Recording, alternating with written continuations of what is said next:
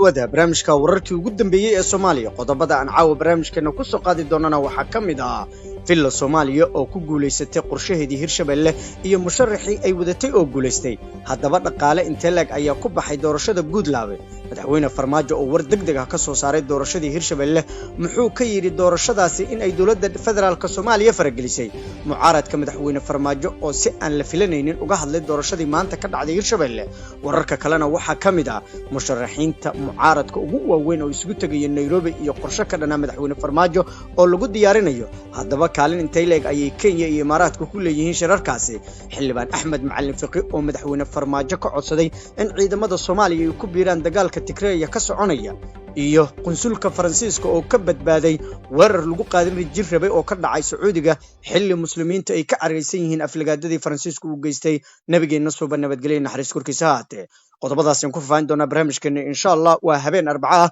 11 bisha 11 ee November sanadka 2020 barnaamijka wararka Soomaaliya waa mid aan ku soo gudbinayno dhammaan badacdooyinka dalka haddaba daawada ka qayb qaado dib u dhiska dalka inagoo ka dheeraanayna wax walba oo dib inoo celin kara waad ku mahadsantihiin inaad taas nala fahantaan ee fadlan nala faafiyo wararkan oo gaarsiiyay saaxiibadiina adinkoo ku sheergareynaya baraha bulshada mahadsanidin aynu ku bilowno barnaamijkeena maamulka Hirshabelle ayaa loo doortay hoggaan cusub iyadoo xildhibaanada maamulkaasi ay madaxweyne cusub u doorteen Cali Guudlaawe Xuseen kadib markii uu si awood leh ugu guuleystay doorashadii ka dhacday magaalada Jowhar ee xarunta maamulkaasi Cali Guudlaawe Xuseen oo helay 86 cod ayaa waxaa musharaxii kale la tartamaya Cabdiraxmaan Jimcaale Cusmaan oo helay 13 cod ma jirin musharax kale oo ku jirtay doorashada maamulka Hirshabelle gaar ahaan madaxweynaha u tartamaysay gudoomiyaha baarlamaanka maamulka Hirshabelle Cabdixakiin Luqmaan Xaaji Maxamed ayaa ku dhawaaqay natiijada doorashada isagoo shaaciyay in Cali Guudlaawe Xuseen uu yahay madaxweynaha saddexaad ee 4 sano soo socota hogaamin doona Hirshabelle dhammaan waxaa xaadir ahaa 99 xildhibaan ee maamulka Hirshabelle sidoo kalena waxaa hoolka doorashada ku sugnaa xildhibaano heer federaal ah oo ay deegaan ahaan doorashadoodu tahay Hirshabelle sidoo kale guddi heer wasiiraha ayaa xaadir ku ahaa magaalada Jowhar waxaana maamulka Hirshabelle hogaamin doona Cali Guudlaawe Xuseen oo horey u soo noqday madaxweyne ku-xigeenka maamulkaas dhanka kale Yuusuf Axmed Hagar Dabageed ayaa loo doortay madaxweyne ku-xigeenka dowlad goboleedka Hirshabelle kadib doorasho loo dhan yahay oo ka dhacday magaalada Jowhar Yuusuf Dabageed oo dhowr jeer soo noqday gudoomiyaha gobolka Hiiraan sidoo kalena mar wasiir ka soo noqday maamulka Hirshabelle ayaa codkii ugu badnaa ku helay kursiga madaxweyne ku-xigeenka maamulka Hirshabelle Yuusuf waxa uu helay codad dhan 87 cod halka musharaxii la tartamayay Maxamed Dheere uu isna helay codad dhan 12 cod Yuusuf Dabageed waxa uu ka mid yahay siyaasiyiinta ugu miisaanka culus maamulka Hirshabelle iyo beesha uu ka soo jeedo oo degta magaalada beledweyne ee xarunta gobolka Hiiraan haddaba dad badan ayaa isweydiinaya dhaqaale intee lag ayaa ku baxay doorashada maamulka Hirshabelle sida ay inoo xaqiijiyeen ilo ka tirsan dadka xogogaalka ee ku sugan caasimadda Jowhar doorashadii ka dhacday Jowhar oo aan ahayn mid inta badan challenge-geeda ama xifaaltankeeda ama tartankeedu u adkaa ayaa waxaa la sheegayaa in dawladdu ay dhaqaale badan ku bixisay marka laga soo tago dhaqaalaha intii xildhibaanada la soo saarayay baxayay doorashadii maanta oo dhacday kaliya halkii xildhibaan wuxuu qaatay 15,000 oo dollarka Mareykanka ah taas oo ka dhigan in dawladdu ay ku bixisay doorashadii maanta ka dhacday magaalada Jowhar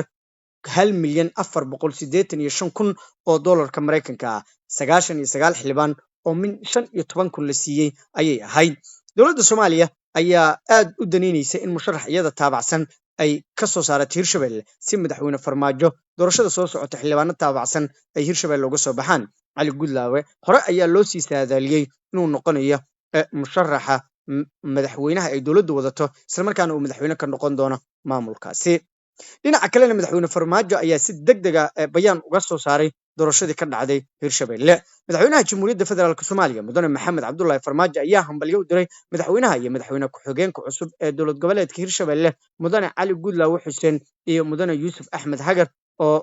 maanta ku guuleystay doorashada madaxtinimada ee ku qabsoontay caasimadda Hirshabelle madaxweynaha ayaa ku bogaadiyay guddoonka xildhibaanada baarlamaanka iyo guddigii doorashooyinka Hirshabelle daahfurnaanta iyo habsami u socodka ay ku maamuleen hanaanka doorashadan oo wadajirka ay uga soo shaqeeyaan dhammaan shacabka waxgaradka iyo mas'uuliyiinta deegaanada Hirshabelle waxaan ugu hambalyaynayaa madaxweynaha iyo madaxweyne ku-xigeenka cusub ee dowlad goboleedka hirshabelle mudane cali guudlaawe xuseen iyo mudane yuusuf axmed hagar xilalka loo doorta maanta anigoo ka rajaynaya in ay hore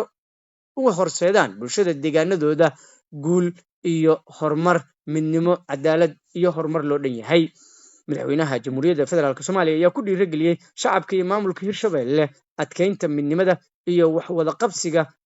miro dhal ah oo horseedi kara horumar si wadajir ahna ugu tallaabsadaan bulshada deegaanka taas oo xasilooni ka abuuraysa deegaanada hirshabelle nolol iyo mustaqbal wanaagsanna u ah bulshada ugu dambeyntii madaxweyne farmaajo ayaa alle uga baryey madaxweynaha cusub ee hirshabelle iyo ku-xigeenkiisa inay ku guulaystaan gudashada waajibaadka culus ee horyaala bulshada deegaanada ay markaasi madaxda u noqdeen dhinaca kalena mucaaradka soomaaliya ayaa iyaguna dhankooda war ka soo saaray arrinta doorashada ee maamulka hirshabelle madaxweynihii hore ee soomaaliya xasan sheekh maxamuud oo markaasi ka mid ah jilba culusta marka mucaaradka madaxweyne horena soo noqday ayaa waxa uu ka hadlay doorashada ka dhacday maanta magaalada jowhar ee xarunta maamulka hirshabelle madaxweynihii hore ee soomaaliya ayaa fariin uu soo dhigay bartiisa facebook waa xasan sheekh maxamuude waxa uu kaga hadlay qaabka ay la tahay doorashadii dhacday maanta isagoo xasan sheekh maxamuud uu aad u soo dhoweeyey doorashadaas kuna tilmaamay una hambaliyeeyey madaxweynaha cusub ee la doortay ee hirshabelle oo markaasi madaxweyne ku-xigeen soo ahaa muddo dheer xasan sheekh maxamuud ayaa ugu baaqay shacabka reer hirshabelle inay la shaqeeyaan madaxweynahooda cusub xasan sheekh maxamuud oo ka mid ah mucaaradka soomaaliya ayaan muddaba ka hadlin sida ay dowladda wax uga waday hirshabelle iyadoo dad badan oo mucaarad ay ku dhaliileen in xasan sheekh maxamuud iyo sheekh shariif ay aad u taageersan yihiin in beeshoodu ay madaxweyne ka noqoto maamulka hirshabelle dhinaca kale cabdikariin xuseen guuled oo isagana ka mid ah mucaaradka ugu waaweyn soomaaliya ayaa soo dhoweeyey doorashada cali guudlaawe waxaana uu sheegay in lala shaqeeyo madaxweynaha la doortay haddii aanu wararkii hirshabelle soo koobno xaaladda hirshabelle ayaa aad u degan waxaana doorashada hirshabelle ka dhacday ay macnaheedu tahay in dowladda federaalk soomaaliya ay gacanta ku dhigtay maamulkii saddexaad oo iyada taabacsan waa hagaag barnaamijka wararkii ugu dambeeyey ee soomaaliya ayaad ka daawanaysaan janalkeena warqaa t v markana aan fiirino dhinaca iyo nairobi magaalada nairobi ee xarunta waddanka kenya waxaa kusii qulqulaya siyaasiyiinta mucaaradka ee musharaxiinta u badan ee xilka madaxweynenimada damac ka leh waxaa lagu soo warramaya saacadii lasoo dhaafay sheekh shariif sheekh axmed oo kasoo duulay magaalada jabuuti in uu gaaray magaalada nairobi ee xarunta waddanka kenya waxaa hore ugu sugnaa magaaladaasi xasan sheekh maxamuud iyo sidoo kale cabdikariin xuseen guuleed daahir maxamuud geelle iyo musharaxiin kale oo fara badan oo halka hore ugu sugnaa cabdiraxmaan cabdishakuur warsame oo ka mid a musharaxiinta loo saadaalinayo sanadkan inay doorashada kaalin weyn ka qaadan karaan ayaa isaguna ku sugan dalka masar waxaana la filayaa inuu nairobi dhowaan tago xasan cali khayre oo turkiga ku sugan ayaa isna la filaya inuu nairobi tago musharaxiintaas ayaa la sheegayaa in kulamo waaweyn oo ay dowladaha kenya iyo imaaraadku taageerayaan ay qabsan doonaan waxaana ay soo saari doonaan bayaano iyadoo la sheegayo in ay si wada jira dadka ula hadli doonaan kana hadli doonaan guddiyada doorashada iyo siday wax u socdaan wararka qaar waxay sheegayaan in musharaxiinta laga yaabo inay magaalada muqdisho si wada jira u yimaadaan si kastaba haatee doorashada soomaaliya ayaa ah mid aad u adag sanadkan waxaana la filayaa in quwado shisheeye iyo sidoo kale dowladaha gobolka ay aad ugu hardami doonaan waa hagaag markana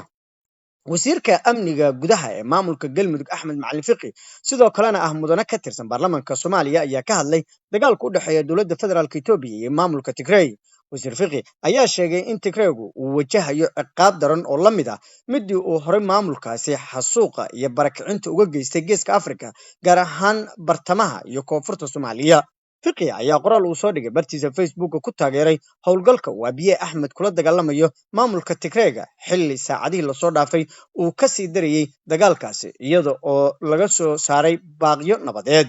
waxa uu sheegay in gurmadka ku socda ciidanka iyo madaxda tigreyga ay bogaadinayaan bulshada soomaaliyeed maadaama uu doonayey in maamulka tblf uu markaasi dembiya dagaal ka geystay gudaha soomaaliya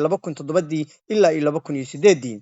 tigreygii tblf madaafiicdoodii iyo gaboodfalkoodii uu u kala gaaray geeska afrika si gaar ah bartamaha iyo koonfurta soomaaliya kana geysta xasuuq aan loo meeldayin burburin magaalooyin camiran iyo barakicin malaayiin shacaba waxa ay maanta ku wajahayaan gurigoodii xaalad adag iyo ciqaab daran oo la mid ah tii ay ummadaha kale badeen ayuu yidhi axmed macalin fiqi. waxaa kaloo intaa ku daray waxaa ila habboon in dadka soomaaliyeed ay soo dhoweeyaan howlgalka ciidan ee lagu baacsanayo madaxdii iyo ciidamadii tigreega TPLF ee dembiyada dagaal ka geysta soomaaliya 20kii sano ee ugu dambeysay, si gaar ah sanadihii 2007 iyo 2008. hadalka fiqi ayaa imaanaya xilli uu markaasi xowli kusii socdo dagaalka dowladda federaalka Itoobiya iyo maamulka Tigray, taasi oo keentay in kumanaan qof ay bilaabaan in ay dalka ka qaxaan. qiyaastii dad ka badan 2500 oo Itoobiyaan ahaa